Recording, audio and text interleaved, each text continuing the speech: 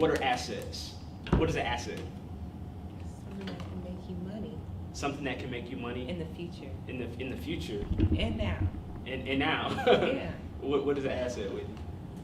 An asset. What's the definition? Like, what is an asset? We always talk about like, man, I gotta get this bag. Something that doesn't depreciate. Something that doesn't depreciate After you buy it. Something that adds value to your life, monetary wise. Something that adds value to your life, monetary wise. So, is your family an asset? I could turn them into one. You can turn it. Yeah, I mean, yeah, they may. But see, I said that because Like they may. saying, get on the market. They may not add value to you monetarily, but they might be assets in your life. Your mom might cook for you. She might put a roof over your head. You know, that's you know what I'm saying. Like, yeah. but and I always like to kind of correct people's notion of what an asset is because what I found, and I'm gonna go into some examples on this, is that a lot of people are operating with the wrong definition.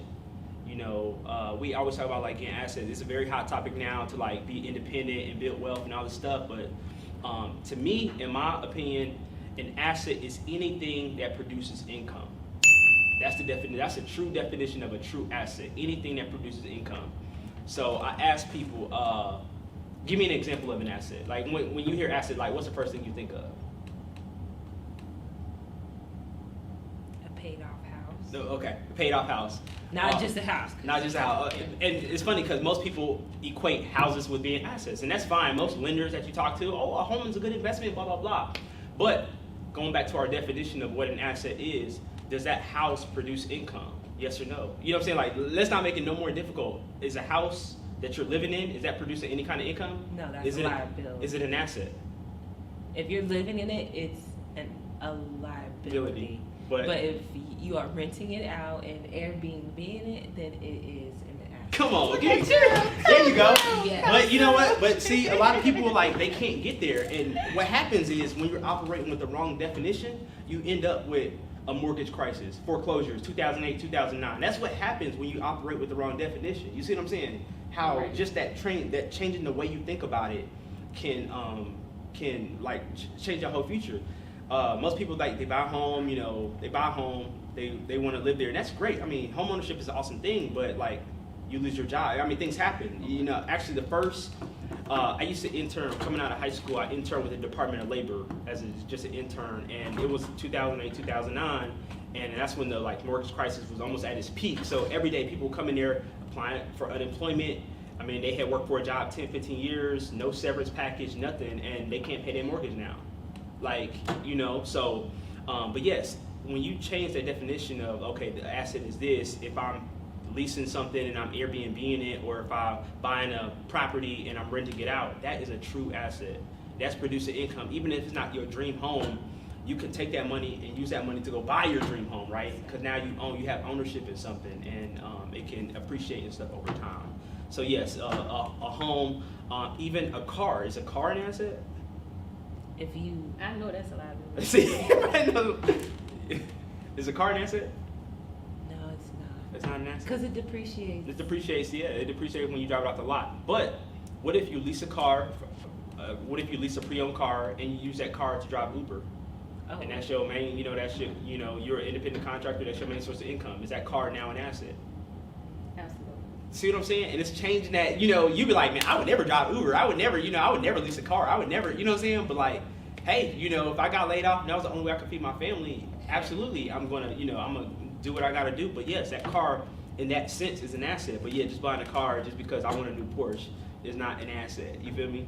But I say that to say it's just identifying and being able to kind of see what an asset really is, you know, is very important, because a lot of people think houses, but just knowing, okay, this is a rental property, this is something I'm living in. Right. Cut your coat according to your size. That's what my mom always says.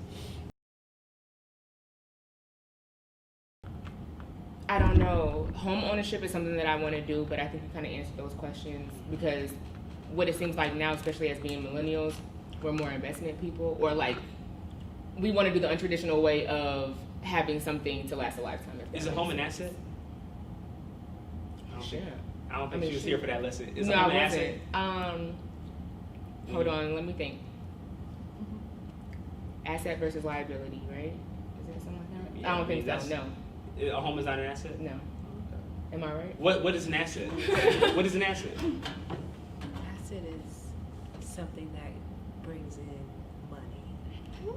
That brings it in. There you go. An asset is anything that produces income. Write this down. Now, I'm telling you, like, this would change. You might have to pause it. I don't have it. Write it down in your I'm notes. gonna be Yeah. in my An asset is anything that produces income. No, you're good. Right. But now, continue with you. I just wanted to point that out. But yeah. I think you're gonna. So the house can be an asset. It can be out, but like you said, it would have to be what you invest in it, because it's producing an income, is what you just said, right? Mm-hmm. Right. A house is depending on what you use it for, I guess, but in the sense of living in your home, Yeah.